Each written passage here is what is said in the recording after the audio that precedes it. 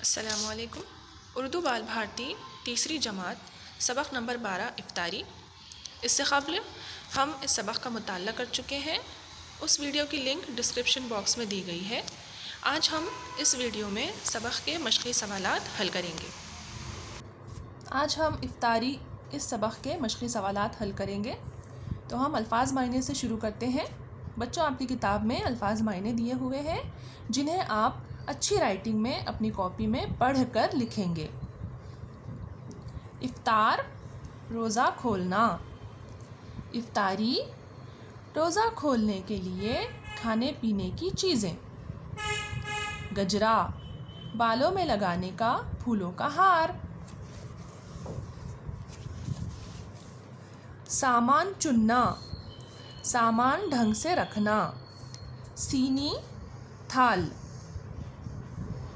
افطاری۔ سوال نمبر 1، ایک جملے میں جواب لکھیے۔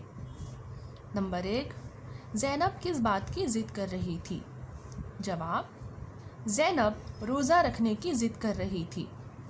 نمبر 2، پھوپھی جان نے زینب کے ہاتھوں میں کیا لگایا؟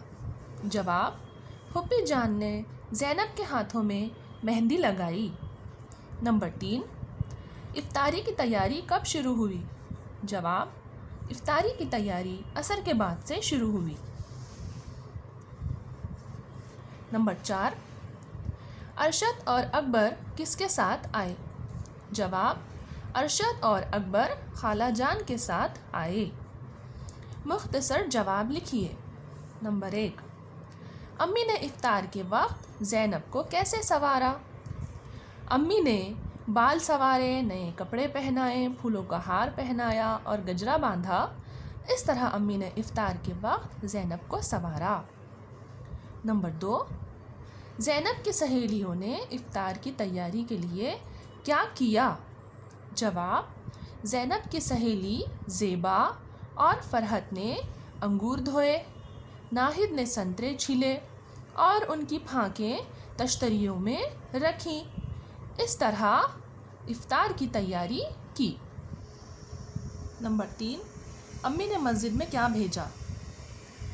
جواب، امی نے بڑی سینی میں افطاری کا سامان رکھا، 2 بڑے بڑے جگ شربت سے بھرے اور مسجد میں افطاری بھیجی۔ نمبر 4، زینب کا روزہ افطار کس طرح کرایا گیا؟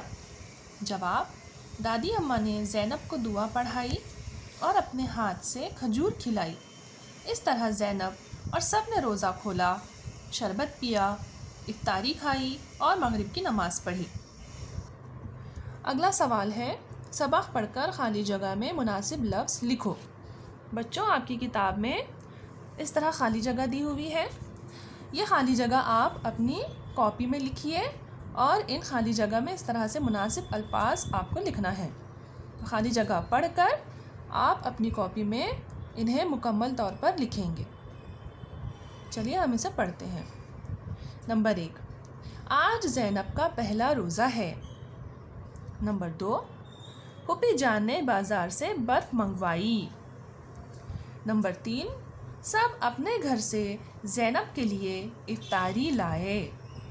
نمبر 4، فرح اور کوثر نے دسترخوان بچھایا۔ نمبر 5، دادی اماں نے زینب کو دعا پڑھائی۔ ان لفظوں کے واحد لکھیے۔ یہاں کتاب میں آپ کو کچھ الفاظ دیے ہوئے ہیں جو جمع میں ہیں اور آپ کو ان لفظوں کے واحد لکھنا ہے۔ واحد یعنی ایک اور جمع یعنی بہت سارے۔ چلیے ان الفاظ کو پڑھ کر سمجھتے ہیں۔ روزہ، روزے۔ کپڑا، کپڑے۔ سہیلی، سہیلیاں۔ سموسا، سموسے۔ پکوڑا، پکوڑے۔ گلگلا، گلگلے۔ سنترا، سنترے۔ پھانک، پھانکیں۔ دیے ہوئے جملے غلط ہیں یا صحیح لکھو۔ نمبر 1، زینب روز امی سے کہتی کہ آج مجھے سحری کے لیے جگائیے۔ تو یہ جملہ صحیح ہے۔ تو آپ کو اپنی کاپی میں ان جملوں کو لکھ کر اس طرح سے آپ لکھیں گے۔ اس کا جواب صحیح۔ بچوں یہ کتاب میں دیے ہوئے ہیں، انہیں آپ اپنی کاپی میں لکھ کر صحیح یا غلط لکھیں گے، کتاب میں یا صحیح یا غلط نہیں لکھیں گے۔ نمبر 2، آج زینب کا تیسرا روزہ ہے۔ یہ جملہ، جی ہاں یہ جملہ غلط ہے، کیونکہ آج زینب کا پہلا روزہ تھا سبق کے مطابق۔ نمبر 3، 8-10 روزے گزر گئے۔ یہ جملہ صحیح ہے۔ چچی جان پکوڑے اور گلگلے لائیں۔ چچی جان پکوڑے اور گلگلے نہیں لائی تھی، بلکہ چچی جان سموسے لائی تھی، اس لیے یہ جملہ غلط ہے۔ دادی اماں نے زینب کو دعا پڑھائی۔ یہ جملہ بالکل صحیح ہے۔ نمبر 6، ارشد اور اکبر نے دسترخوان بچھایا۔ یہ جملہ غلط ہے، ارشد اور اکبر نے دسترخوان نہیں بچھایا تھا۔ اپنے استاد کی مدد سے واحد کی جمع اور جمع کی واحد لکھو۔ پیارے بچوں، صفحہ نمبر 40 پر ہی آپ کو کچھ الفاظ دیے ہوئے ہیں، جس میں سے کچھ الفاظ واحد ہیں، کچھ الفاظ جمع ہیں۔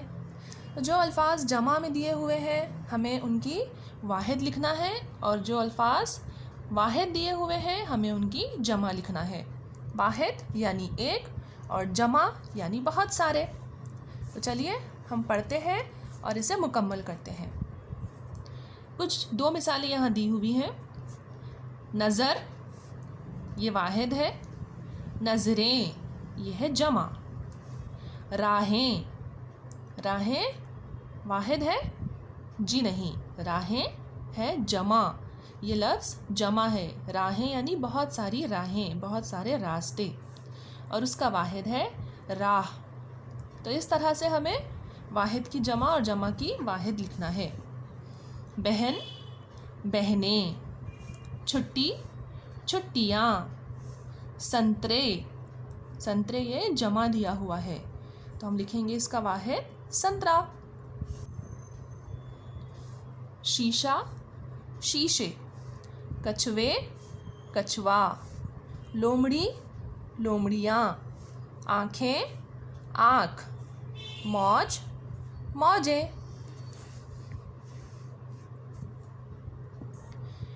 منڈیاں یہ ہے جمع، منڈی، کتاب، کتابیں، کہانی، کہانیاں، گھٹائیں، گھٹا، ہوا، ہوائیں، دانا جو کہ واحد ہے، دانے اس کی جمع، لڑکا، لڑکے، بجلیاں، بجلی، قربانی، قربانیاں، حصہ، حصے۔